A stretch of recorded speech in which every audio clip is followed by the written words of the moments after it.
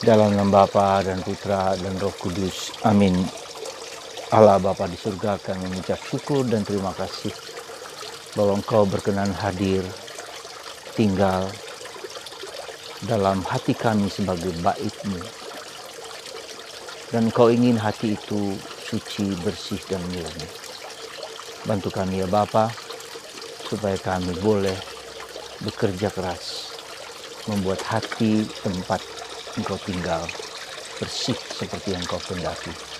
Terpujilah nama-Mu kini dan sepanjang segala masa. Amin. Para saudaraku, pada tanggal 9 November 2020 ini, hari Senin, gereja merayakan pesta Santo Yohanes Lateran sebagai katedral untuk uskup Roma, yaitu paus kita juga yang adalah uskup Roma. Yang menarik bahwa gereja ini didirikan pada tahun 324. Awal kekristenan diterima oleh Kaisar Roma sebagai agama negara. Setelah kurang lebih 300 tahun gereja Katolik ditindas, diperlakukan oleh raja, oleh kekaisaran sebagai kejahatan. Tetapi ketika Kaisar Konstantinus bersama ibundanya Santa Helena, maka agama Katolik dijadikan agama negara dan didirikanlah gereja Yohanes Lateran itu sebagai simbol dari kebebasan, kemerdekaan orang menghayati imannya. Itulah awal. Jadi gereja peringatan ini adalah peringatan supaya kita menyadari lebih dalam pemahaman kita tentang kehadiran Tuhan di dalam gereja, dalam hati kita, dalam hidup kita. Saudaraku yang terkasih dalam Kristus, Yesus pada zamannya sangat menghormati bait Allah. Ya, dia sejak kecil sudah dipersembahkan di bait Allah oleh orang tuanya. Yesus ketika umur 12 tahun mengunjungi bait Allah. Yesus ketika mengajar pun seringkali di bait Allah, ya, mengajar di sana. Dan Yesus juga tidak suka dan tidak senang ketika bait Allah dijadikan tempat perdagangan. Ya. Nah, jadi secara selintas bahwa Yesus sebagai bangunan simbol kehadiran Allah, simbol ketinggalnya Allah di dunia, itu bait Allah, yaitu gereja. Gereja itu juga bait tinggal di sana. Maka ada satu bangunan yang menandakan ke manusia, ke Allah datang tinggal di dalam diri, kehadirannya dalam diri manusia, membimbing, menuntun. Dalam kitab Nabi Yeskiel kita lihat bahwa simbolisme itu adalah di dalam bait Allah itu mengalir air kehidupan. Ya, air kehidupan di utara dan selatan, timur dan barat. Ketika air itu dialirkan, maka segala yang mati menjadi hidup. Ada kehidupan. Nah, ini juga simbolisme sesuatu yang kalau di dalam Allah, bersama Allah, tidak ada kematian, tapi ada kehidupan, ada buah, ada harapan, ada kekuatan. Nah, demikianlah pada zaman Yesus. Nah, kemudian Yesus lebih menekankan, memasuki lagi bahwa bait Allah itu bukan hanya sekedar bangunan sekarang ini, ya. Bukan hanya sekedar bangunan, tetapi lebih daripada itu. Bait Allah itu adalah Yesus sendiri, ya. Ketika Yesus tidak suka dan tidak senang bahwa bait Allah itu dijadikan tempat perdagangan, ya, maka dicemetinya pedagang-pedagang, diusirnya, dijungkar belikan tempat uang dan seterusnya. Ya, rumah ini adalah rumah Allah, rumah Bapakku, Yesus menyatakan. Rumah tinggal Allah di dunia ini, rumah kehadiran Allah di dunia ini. Dan kalian tidak tahu bahwa bait Allah itu adalah diriku sendiri. Dan itu sulit dipahami, sulit dimengerti oleh orang-orang Yahudi. Maka dia dianggap menghujat Allah. Saudaraku yang terkasih dalam Kristus, lebih jelas lagi dalam surat Paulus lebih menekankan bait Allah itu siapa? Bait Allah itu hati kita. Ya, secara spiritual Paulus mau menekankan bahwa Tuhan itu hadir bukan hanya di dalam bangunan besar, ya, tapi tinggal di dalam hati kita sebagai bait Allah. Nah, ini kita lihat ada suatu pergeseran pemahaman teologis yang sangat dalam, ya, bahwa Tuhan sekali lagi tidak hanya hadir tinggal di dalam bangunan bait Allah, tapi tinggal di dalam hati kita sendiri. Ya, di dalam batin kita yang terdalam, di dalam lubuk hati kita yang terdalam, dalam kedalaman batin kita Tuhan hadir. Nah, ini sesuatu perubahan yang sangat sentral di dalam pemahaman pemahaman Tuhan yang hadir di dalam hidup manusia. Betul Tuhan datang dalam gerejanya sebagai tanda kehadirannya di dunia, dan kita harus bersekutu di dalam komunio, dalam kebersamaan, dalam segala acara-acara liturgi bersama-sama. Kita mendapatkan pengajaran, mendapatkan makanan rohani, mendapatkan sakramen-sakramen dan seterusnya. Itu adalah simbolisme kehadiran Tuhan. Tapi lebih dalam daripada itu adalah Tuhan hadir dalam hati kita yang berdosa ini. Nah, saudaraku yang terkasih dalam Kristus, ini suatu revolusi yang besar sekali ketika Paulus mengubah, ya bukan mengubah, tetapi memperdalam, lebih tepat memperdalam pemahaman kita tentang kehadiran Tuhan di dalam hati kita yang berdosa. Nah, saudaraku yang terkasih dalam Kristus, maksudnya apa? Maksudnya kita berjuang, bermohon, membutuhkan rahmat supaya yang dari aspek, katakanlah dari aspek lahir, yaitu kita masuk kepada aspek batinnya. Ya, dari aspek yang fisik kelihatan nampak menjadi aspek yang rohani. Dan itu menjadi tidak jauh-jauh di luar, bukan di gereja dimanapun jauh, bukan hanya di sana di tempat jauh, tetapi justru di dalam batin kita yang dekat. Maka Paulus mengatakan sabda Allah itu dekat dengan mulut kita, dengan hati kita. Nah, maka apa yang sebetulnya ingin saya sampaikan bahwa ketika Tuhan itu sungguh-sungguh hadir dalam diri kita, kita berjuang masuk di dalam batin itu. Gitu. Maka kita berusaha untuk masuk ke kedalaman, merasakan kehadiran Tuhan dalam batin kita itu. Maka Santa Teresa dari Avila menekankan ada 7 ruangan di dalam batin kita yang terdalam. Di dalam tahta Allah, ada tahta ruangan ke-7 itu. Tuhan bertahta di situ. Maka kita harus masuk ruang pertama, ruang kedua, ruang ketiga, ruang keempat, ruang kelima, dan ruang keenam, dan ruang ketujuh.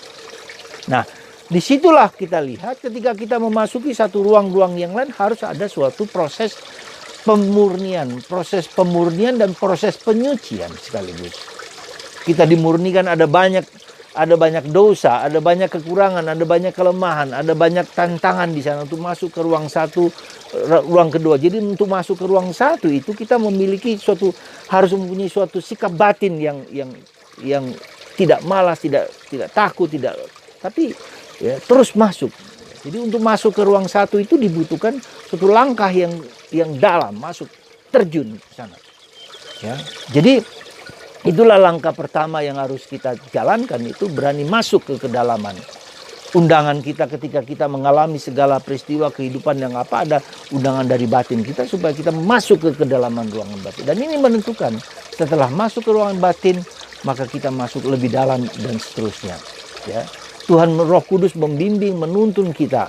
Nah, disitulah ada proses, ada tantangan, ada godaan, ada ular, ada kemalasan, ada dosa. Kita mulai melihat dalam diri kita ada dosa-dosa yang ada dalam diri kita, dan gak akan dibukakan noda-noda borok-borok dosaku sendiri dan borok-borok dosa orang lain. Ya, entah itu kesombongan, entah itu kemalasan, entah itu iri hati, entah itu serakah, kikir, ya, entah itu cabul, entah itu kesombongan. Jadi ada ke-7 dosa itu semakin ditunjukkan, semakin dinampakkan supaya kita telanjang, ya, dalam bahasa, katakanlah dalam bahasa hidup rohani, kita telanjang. Tidak ada apa-apanya. Apa yang mau kita sombongkan, apa yang mau kita banggakan. Berbahagialah orang yang miskin di hadapan Allah. Jadi kata-kata seperti itu. Ya. Jadi proses, maka ketika Yesus mengatakan rumahku, rumah Bapakku tidak boleh ada perdagangan. Perdagangan itu dalam arti apa? Bisa dalam artian yang secara fisik ada dosa, ada kekurangan, ada kelemahan, bisa saja seperti itu. Tapi dalam artian yang lebih halus adalah perdagangan itu kita seperti berdagang dengan Tuhan. Ya. Misalnya apa? Kita melakukan karya untuk gereja, kita banyak berdoa, kita doa rosario, kita doa kerahiman ilahi, kita meditasi, kita melakukan segala yang baik untuk Tuhan. Segala yang baik untuk karya-karya kita, karya-karya gereja dan seterusnya. Kita terlibat di sana. Lalu kita mengatakan, Tuhan gantian ya, berikan saya rahmat, ya, berikan saya anugerah apa yang saya minta. Jadi kita berdagang, dan itu tidak bisa. Bukan seperti itu dalam relasi kita dengan Tuhan. Everything is God. Dia mau kasih, tidak mau kasih, terserah. Ya, jadi tidak boleh kita minta menuntut seolah-olah ketika kita sudah melakukan segala sesuatu untuk Tuhan dan untuk sesama, saatnya Tuhan harus mengabulkan permintaan saya. Itulah yang disebut dengan berdagang. Dalam artian yang seperti itu. Dan seringkali kita begitu. Ya, Tuhan, aku telah melakukan doa rosario, dan novena. Berpuluh-puluh kali aku menovena untuk kepentingan intensiku sendiri. Tapi Engkau tidak mengabulkan. Ya, aku sakit seperti ini. Saya sudah melayani Engkau dengan sebaik mungkin. Tidak berdagang, saudara. Tapi apa? Menyerahkan diri kepada kehendak Tuhan. Maka dalam apa namanya simbolisme itu simbol kita adalah hati kudus Yesus. Ya, hati Yesus di mana di dalam batin kita itu simbolkan hati. Jadi hati yang penuh belas kasih, hati yang penuh kasih sayang. Maka ketika kita mengalami segala sesuatu, kita persembahkan kepada Tuhan, kepada hati kudus Yesus.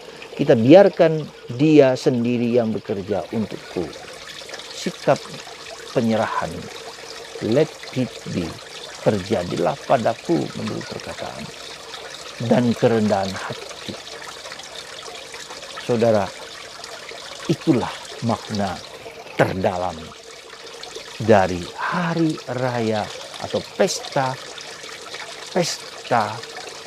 gereja, pemberkatan gereja Santo Yohanes Lateran. Kesadaran bahwa Tuhan hadir dalam diri kita dan kita harus mencari dan menemukan itu. Ya. Tidak mudah karena kita harus masuk dari dunia material ke dalam dunia rohani. Ya. Dari dunia dangkal masuk ke dunia rohani, dan itu bukan yang mudah. Ya. Kita masuk ke sana. Lalu kita masuk ke langkah ruang pertama di sana. Ya. Dan kita akan digoda oleh banyak hal. Bagi Anda yang termasuk kelompok doa Mahkota Maria, saya mengajak Anda misalnya bangun jam 3 pagi. Silakan Anda mau atau tidak mau, boleh. Itu adalah langkah pertama kita untuk setia tidak di jalan itu. Tidak mudah. Tantangan tidak apa-apa, tapi kita berjuang terus. Nanti pelan-pelan Roh akan membimbing kita, menuntun kita untuk memasuki ruang pertama, ruang kedua, dan seterusnya. Kita menjadi PK, kita menjadi tajam, kita menjadi kuat ketika godaan-godaan, tantangan-tantangan yang muncul dalam diri kita. Sekali lagi, para saudaraku yang terkasih dalam Kristus, semoga kita semua menyadari kehadiran Roh Kudus itu, kehadiran Tuhan itu dalam hati kita yang berdosa dan lemah ini, dan kita berjuang untuk menyucikan dan membersihkannya. Semoga Anda dan kita semua dikuatkan dan diteguhkan selalu untuk melihat gereja itu ada dalam hatiku, hati Anda, hati semua umat. Dan terutama dalam masa pandemi ini, kita harus masuk ke kedalaman.